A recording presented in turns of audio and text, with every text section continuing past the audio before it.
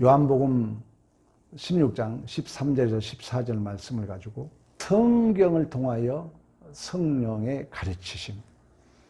그러니까 하나님께서는 자기의 뜻을 유효적으로 나타내는 방법은 말씀의 계시를 통하여, 성경 말씀의 계시를 통하여, 그리고 자신의 사역을 통하여 하나님의 뜻을 나타내죠. 성령께서도 마찬가지입니다. 그의 인성과 신성과 그의 통치와 그의 사역과 능력을 성경을 통하여 보여주신 줄로 믿습니다. 성경을 통하여.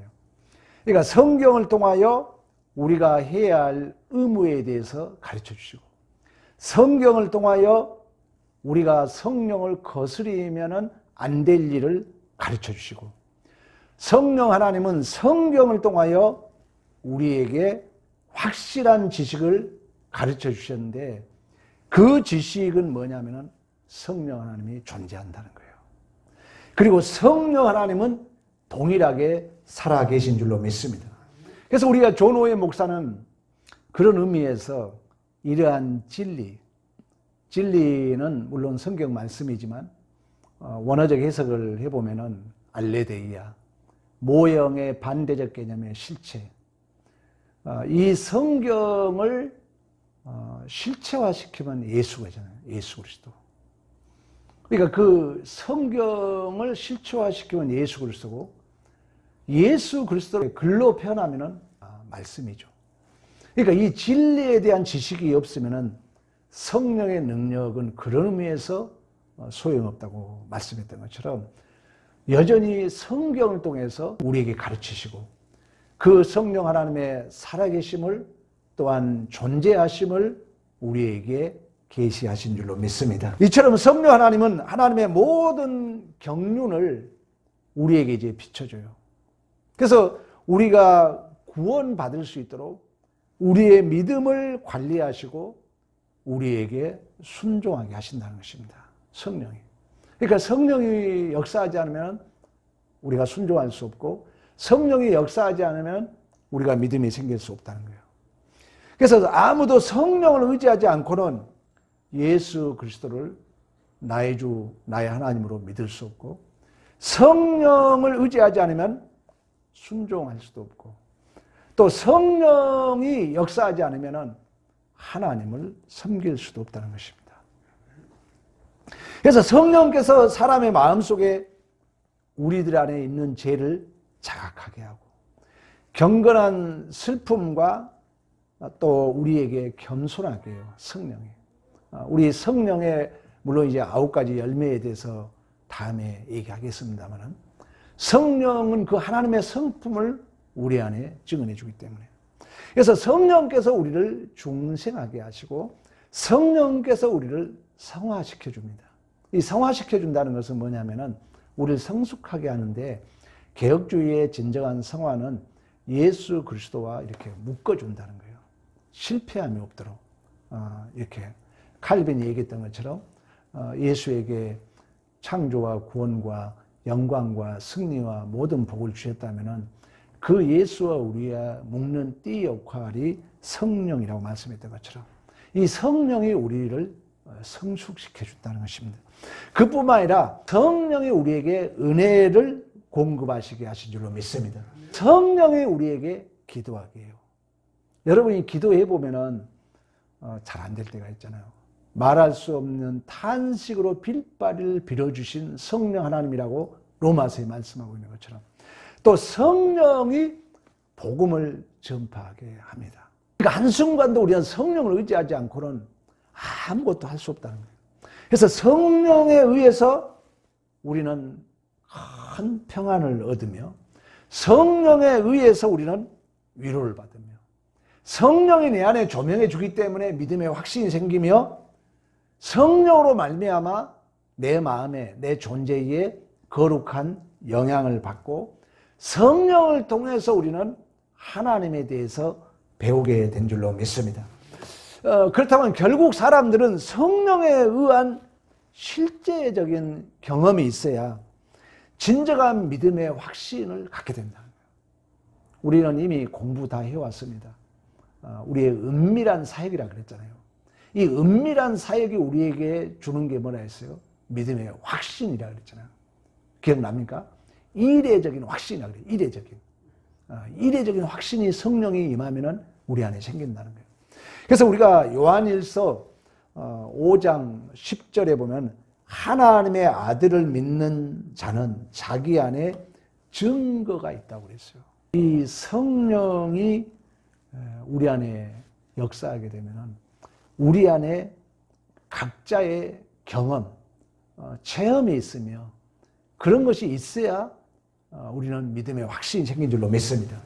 그래서 맥체인 목사는 이 시대에 가장 필요한 것은 뭐냐? 성령의 활동을 깨닫는 거라 했어요. 그런 의미에서 사람들 마음에 이러한 성령의 유효적인 사역이 없다면, 왜? 성령이 우리를 중생하게 하고 성령이 우리를 죄를 자각하게 하고 성령이 은혜를 공급하고 성령이 기도하게 하고 성령이 복음을 전파하기 때문에 이 성령의 유효적인 사역이 없다면 이 존 오웬 목사는 하나님 나라에 들어가지 못한다. 성령이 없는 상태는 그 안에 예수 그리스도가 안 계시다.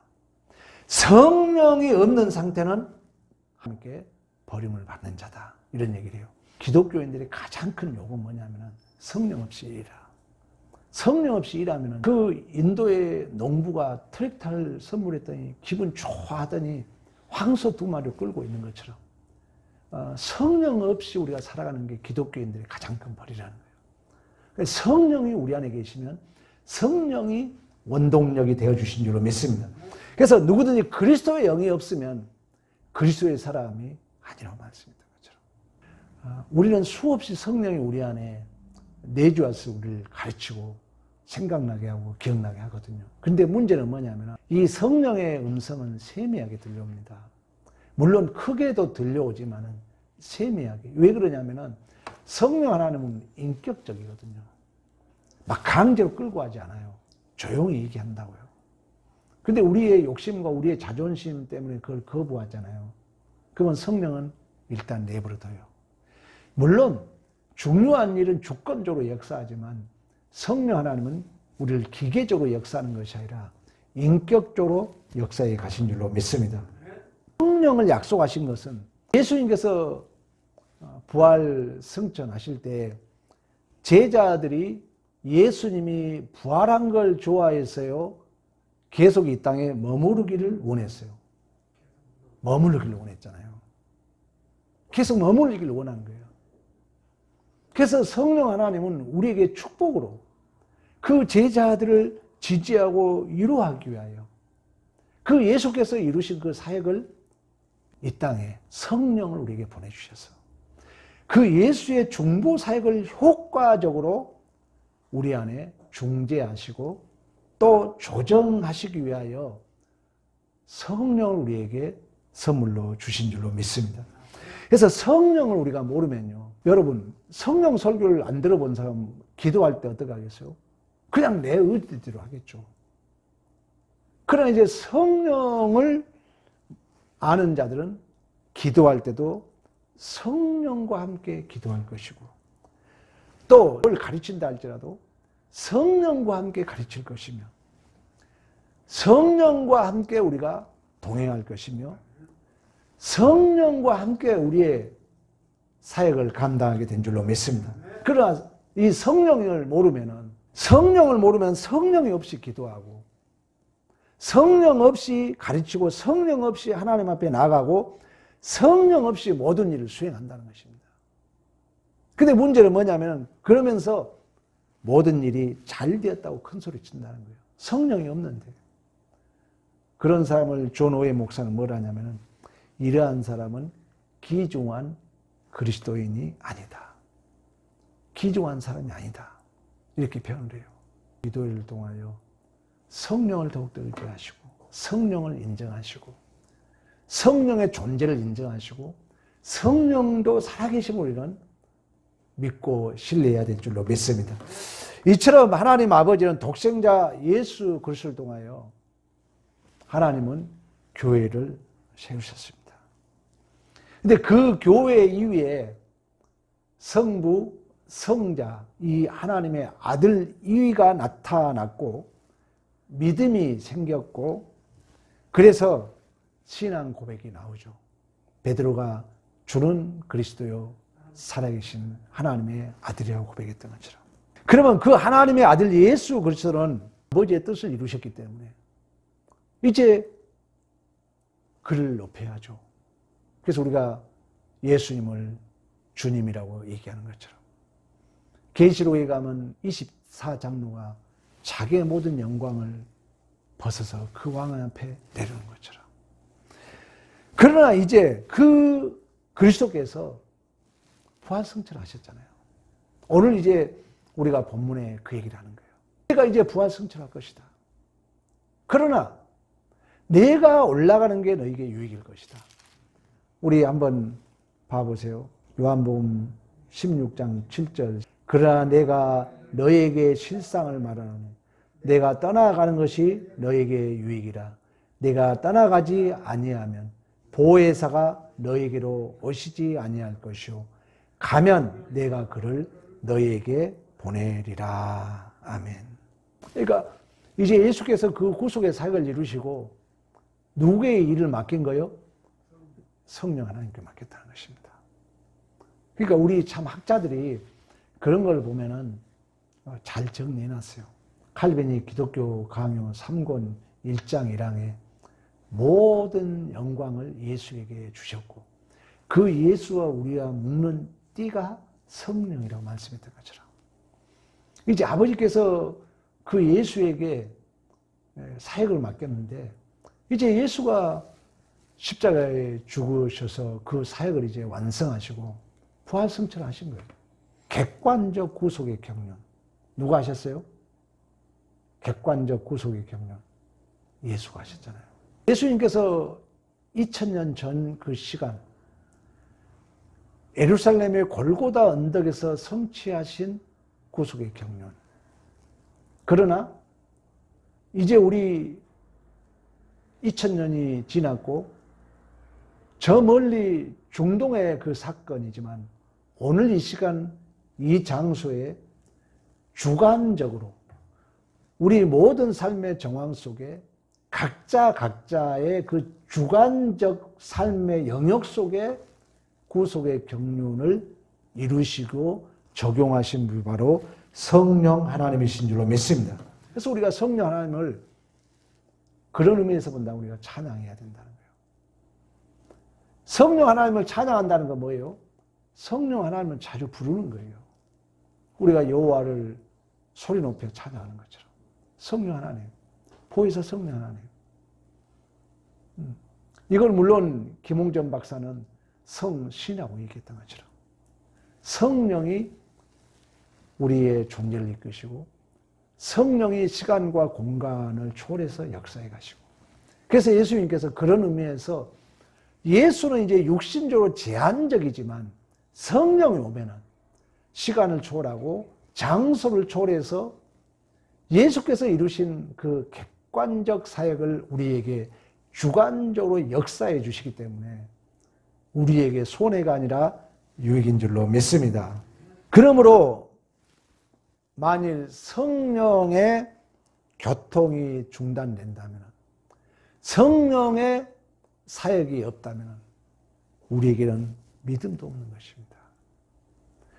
성령의 교통하심이 없고 성령의 사역이 없으면 기독교 역사는 끝장이 난다는 거예요. 기독교는 끝이에요. 왜 그러냐면 하나님은 이미 부활승천하시고 안 계시기 때문에 하나님은 안 보이기 때문에 그러니까 참 이런 관계를 어떻게 이 신학자들이 이렇게 삼위일체로 적는지 모르겠어요. 삼위일체의 경륜사적 우주 만물을 이렇게 경영해 가는 관계 속에서 성부 하나님의 예정과 작정, 성자 예수 그리스도 이루심, 성령의 교통 적용 이건 참 대단한 하나님의 그 구속의 경륜의 신비임을 우리에게 말씀해 주고 있어요.